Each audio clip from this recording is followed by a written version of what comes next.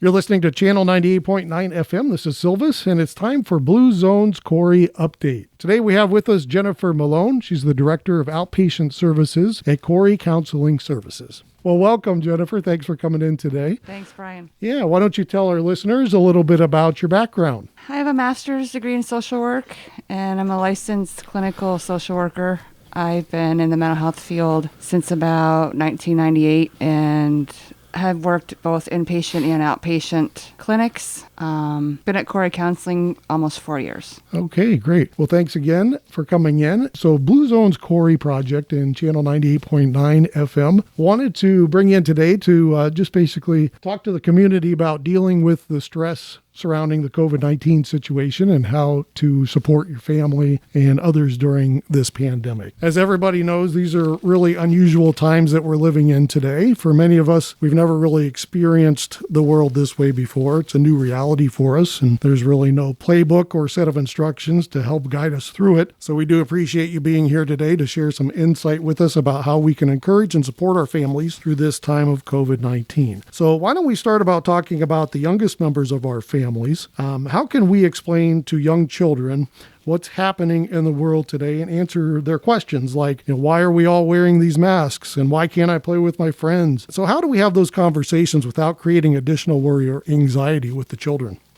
For the younger kids, using simple words to explain why people are wearing masks. Most kids can feel comfortable in masks as long as the adults approach it in a comfortable manner with them. So staying simple, don't over-explain. You can say things like, the more careful we are by wearing masks, the sooner we can all see each other. Really encourage and give your kids time to look and observe and watch other people, because it is a change that they need to adjust to, and just be patient and allow them time to take it in and observe it and calmly answer the questions that they have. Be honest, but be as simple as you can.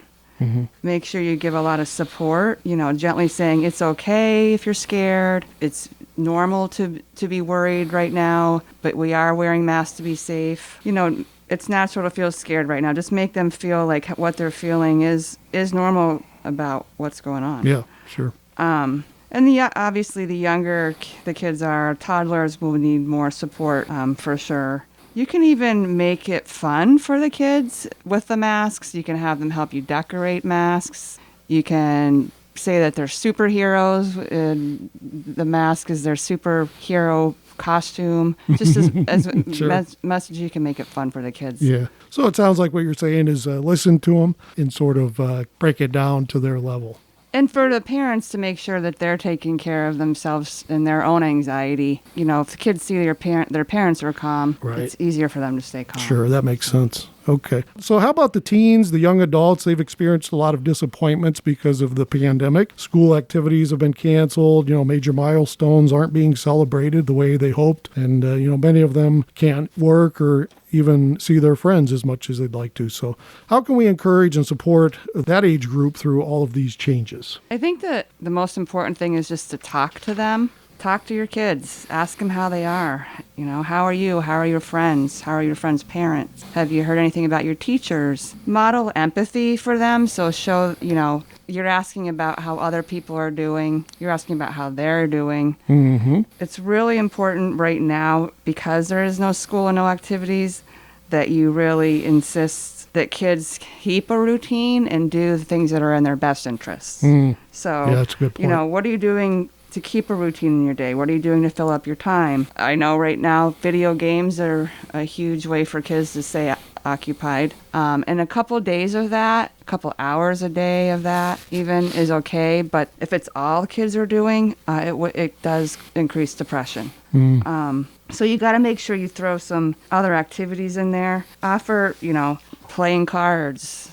Do you want to help me make dinner? Or let's make dinner together for the family. Just choose activities that will get kids to do something new and encourage social contact, even if it's just with other family members. I know a lot of things that I've heard people are doing for graduations are like car processions past people's homes with signs. Yes, I've seen those. Decorating your own house with, graduation decorations. And some parents, something I heard called a triumph swap, where parents are asking family or friends to share stories of their own memories of overcoming hard times, and along with giving the teen some kind of symbol of what carried them through.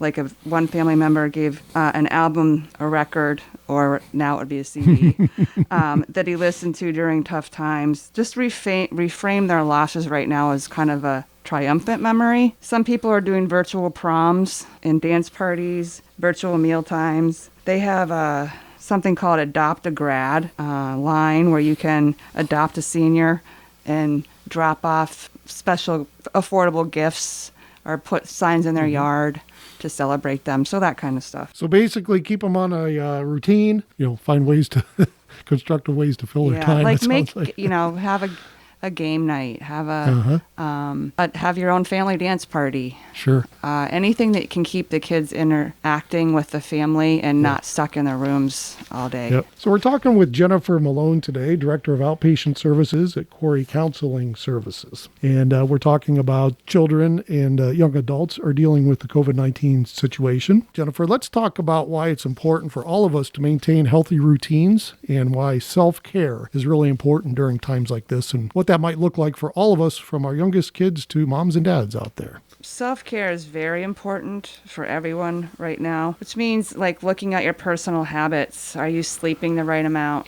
7 to 8 to 9 hours of sleep is optimal, but too much or too little sleep leads to depression. Feeling very tired all the time can lead to anxiety. Another important personal habit to pay attention to is your eating habits and trying to maintain a healthy diet. Too much junk food for kids and adults can seriously depress your mood, can make your child more vulnerable to stress. Physical activity is important.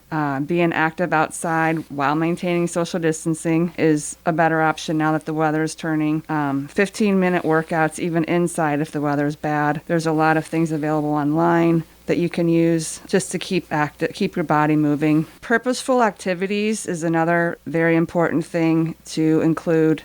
Social connections, whether it's social media. People are being very creative with social media, staying connected, sending positive messages out. Very, very important to stay away from the negative stuff on social media right now. There's a lot of that. Yes. Anyone that you can, another purposeful activity, is there anybody you can check in on? Get your kids involved in that. Is there a family member that you can leave something at their doorstep for dinner, or even some flowers, or getting kids involved in the purposeful activities of daily life, and it gives them a chance to have control over a situation where, especially during these times, people are feeling pretty powerless. So what's something purposeful they can put in their day to feel in control and that they did something good? That's all part of self-care. And again, another very important part of self-care is scheduling family dinner time, family fitness time, family game time in your routine is also very important.